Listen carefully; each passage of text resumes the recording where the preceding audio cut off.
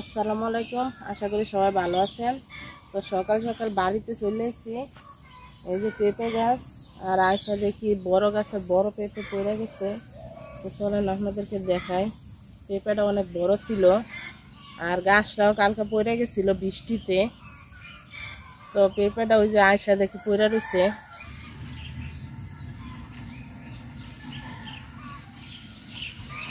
এই যে পেঁপেটা পড়ে গেছে, এইখান থেকে পড়ছে, আমরা পারলে এইখান থেকে পারতাম, কিন্তু এখনো বড় হয় নাই। এটা এই গাছের সবচেয়ে বড় পেঁপেটা। তো আশা ছিল যে এটা পাকায় খাবো, পাকলে খাবো। আর কালকে পুরাটা গাছ পড়ে গেছিল, কারণ আজকে 3 দিন ধরে অনেক বৃষ্টি হইতেছে, কালকে অনেক বৃষ্টি হয়েছে। তো আপনাদের দেখাবো, খাল পুকুর সব বেড়ে গেছে বৃষ্টিতে। এই যে আমাদের একটা লেবু গাছ আমার আব্বা লাগাইছিল, কাগজি লেবু এগুলা। তো 3টা লেবু ধরছে। তো এটা গাছটার আবার এই যে বাঁশ দিয়ে বাঁধ দিয়ে দিচ্ছে সুন্দর করে। আর দেখেন এই যে আমার পুষ্কুনি, দেখেন পানি একদম ভরা।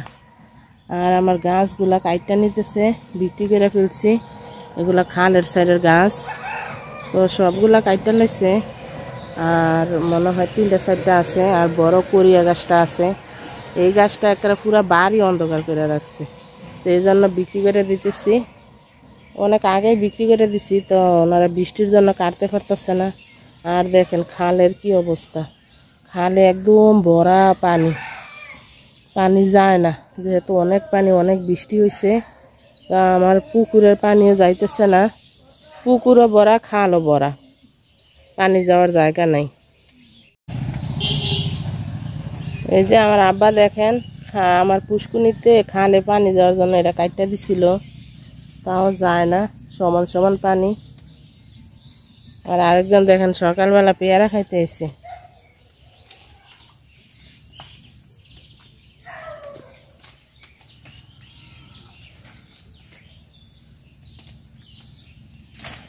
সকালবেলা পেয়ারা, এই গাছটি চাইছিল যে কাইটটা ফেলি, কারণ পেয়ারা ধরে না। তা আমরা আসছি এই বছরে পেয়ারা ধরছে অনেক, আমরা এসে অনেক পেয়ারা খাইছি। আর আজকে খুব সকাল, সম্ভবত 6:30 বাজে এখন। তো চলেন বাড়িতে যাইয়া খুদের ভাত রান্না করবো আজকে সকালবেলা।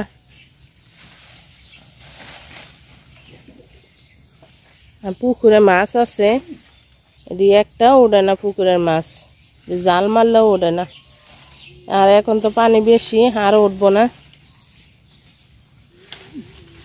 ওই যে ঘাস শুদ্ধ হয়ে গেলেতেছে।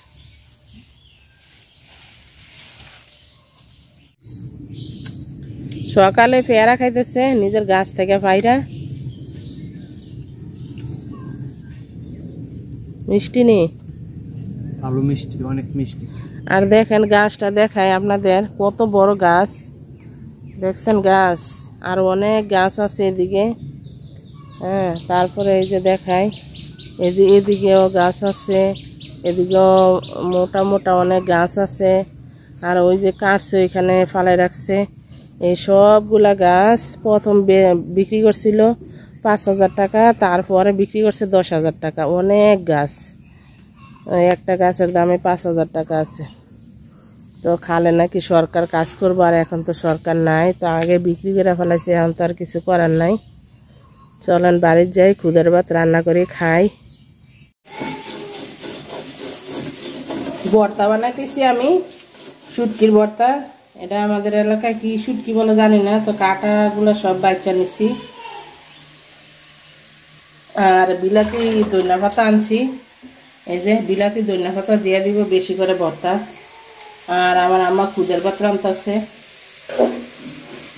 খুদের ভাত দিয়ে সকালের নাস্তা, খুদের ভাত আর শুটকির ভর্তা।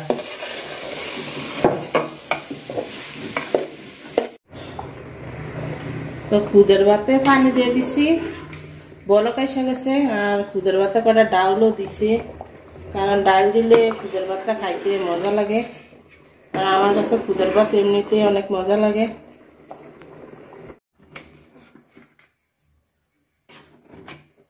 খুদের ভাত আমার হয়ে গেছে, যেহেতু চালগুলো অনেক পুরানো, এই জন্য হইতে একটু সময় লাগতেছে।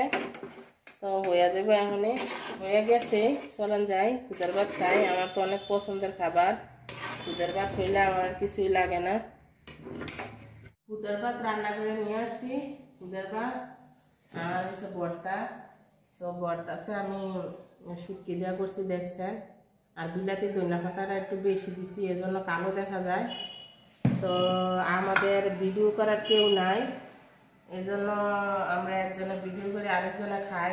ইনশাল্লাহ হয়তো সামনে হবে ভিডিও করার লুক। এই যে ক্যামেরাম্যানের প্লেট এখানে, আর আমি খাইতেছি এখানে। তো জানি না দুপুরে কি রান্না করব, শেয়ার করতে পারে কিনা, কারণ আজকে একটু ডাক্তারের কাছে যাবো আমি। তো সবাই আমার পাশে থাকবেন, আমার জন্য দোয়া করবেন। ইনশাল্লাহ যারা যারা আমার ভিডিওগুলো দেখেন, আমার পক্ষ থেকে তাদের জন্য অনেক অনেক ভালোবাসা ও দোয়া রইল। ভর্তা নিতেছি, ভর্তা দিয়ে খুদের ভাত কার কার পছন্দ আমাদের বাড়িতে চলে আসে। আর এই খুদের ভাতটা টক পাতার ভর্তা দিয়ে বেশি মজা লাগে। যারা দেখতেছেন তারা তো জানেন, ভারতের অনেক মানুষ ভিডিও করে টক পাতা দিয়ে। তো ইনশাল্লাহ আমরা একদিন করবো, লাগাইছি টক পাতা গাছ হইলে। গরম অনেক ভাত।